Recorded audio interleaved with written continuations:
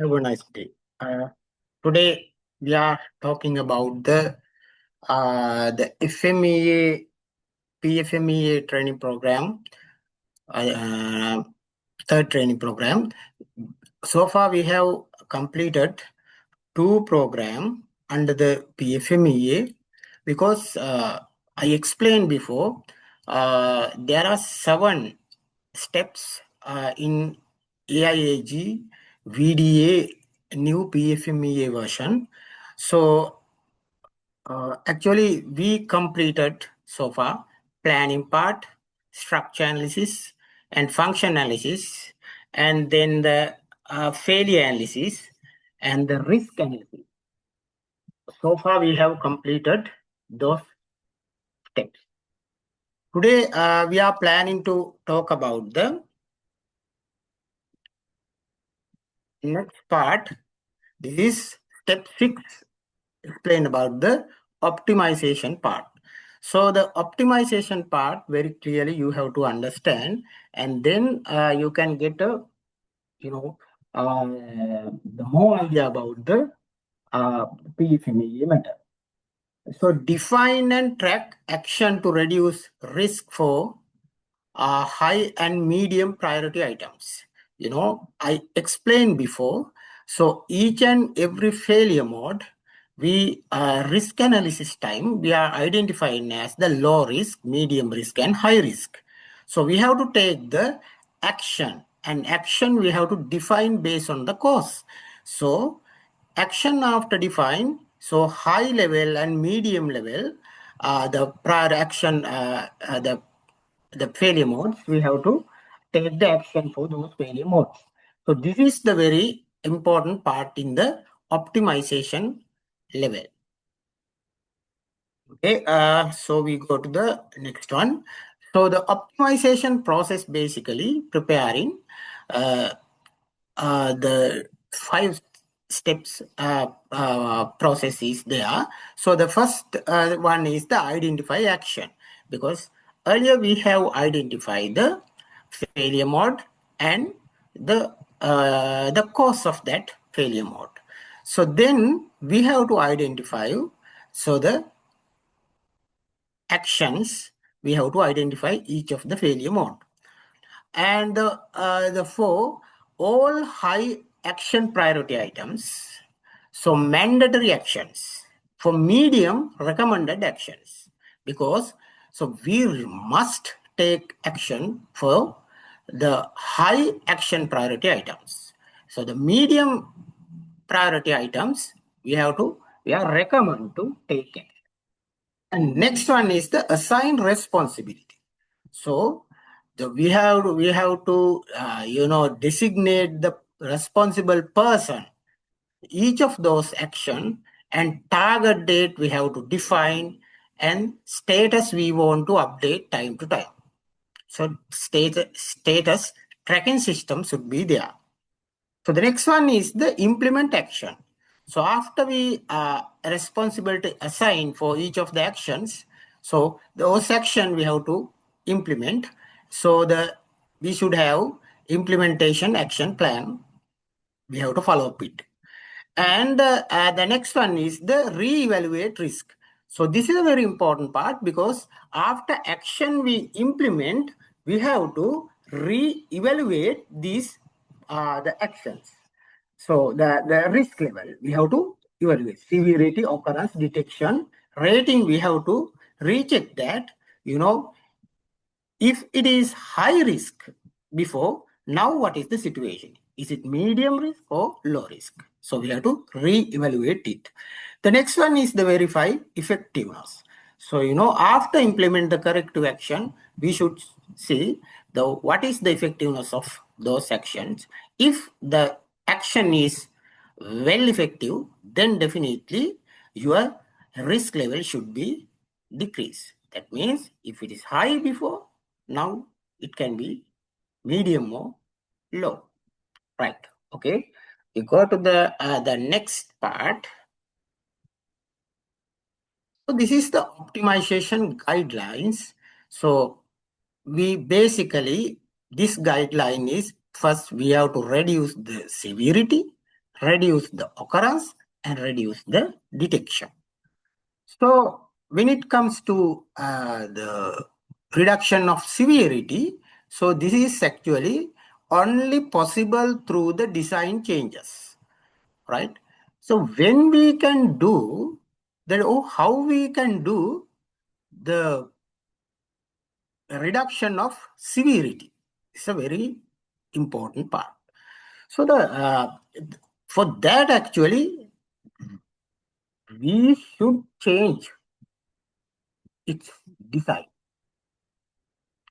right? Then coordinate with the DFMEA team, right? We have to coordinate because we cannot change the operation level or process level. We cannot change the design. So we have to consult the DFMEA team, and then cannot be reduced by process control alone. That's why I explained before. Process control through, we cannot reduce the severity, right? So when it comes to occurrence reductions, so improve prevention controls we can take at the process stage and add error proofing like Pokayoke system. We can apply and optimize the process parameters, right?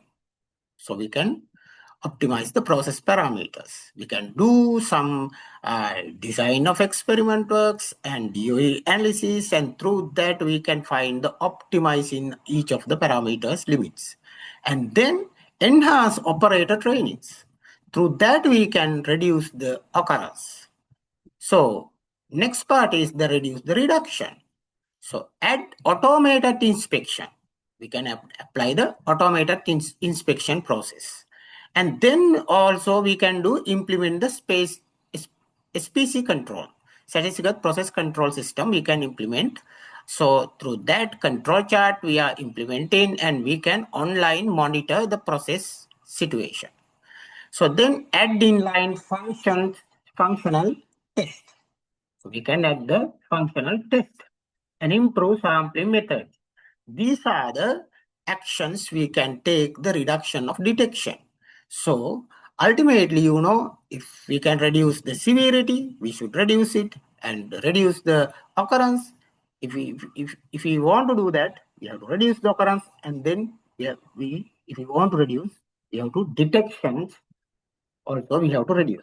Then we can do, our action priority level we can reduce, right?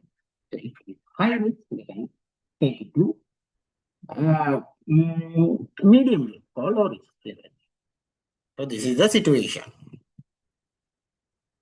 Okay, next part is the seventh step, the result documentation.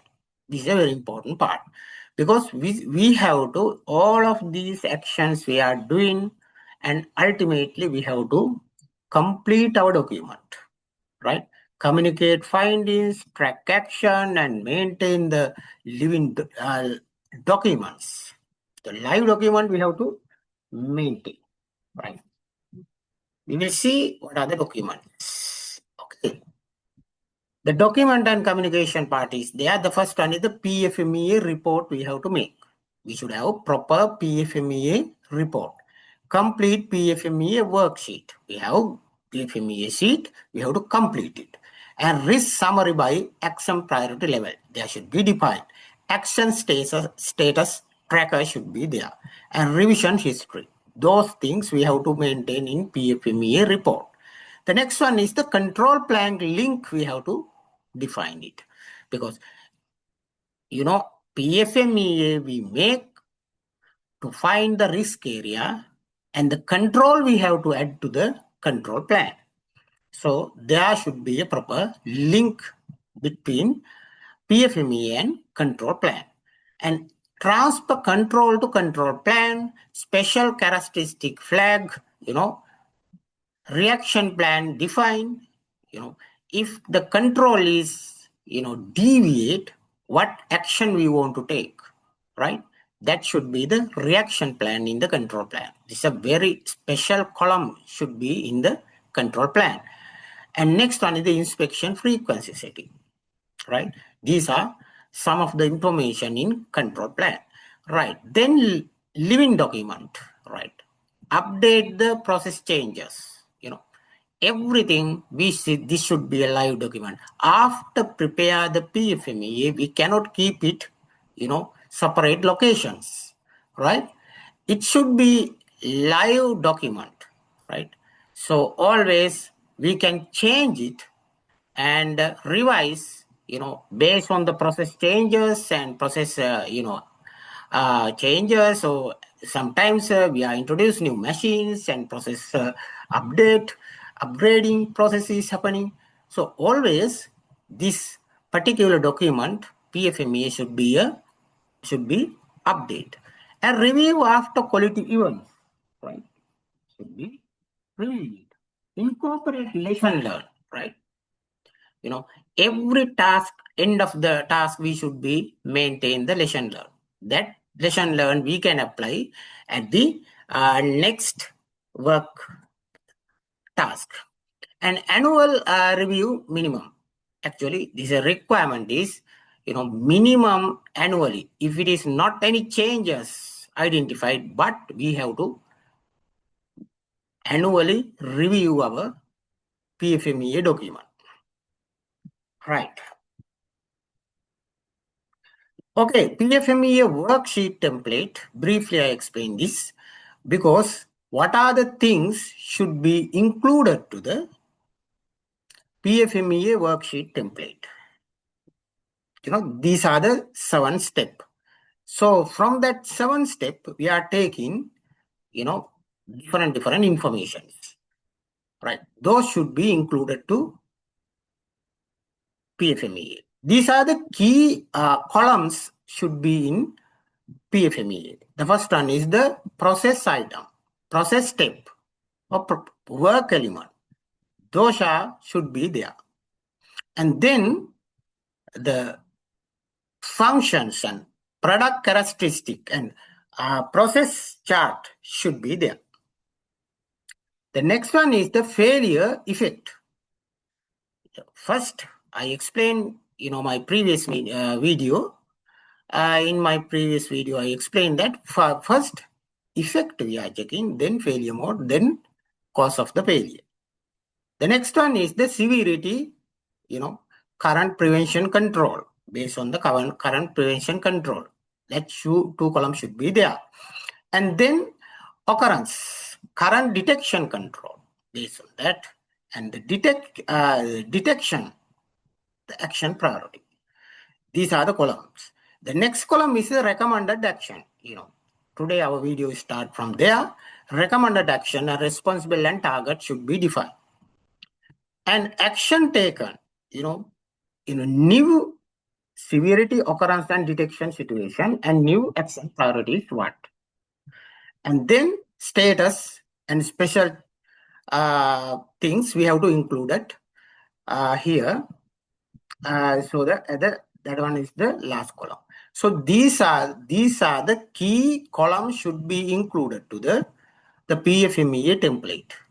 So the purpose is very clearly explained. Why the first column should be there? The structure hierarchy explained is there. The functions, functions and requirements is explained the next columns. And the next one is the failure chain. Failure chain is explained. That's why we include effect and failure mode and cause of failures. And the next one is effect severity. That's why severity, column should be there.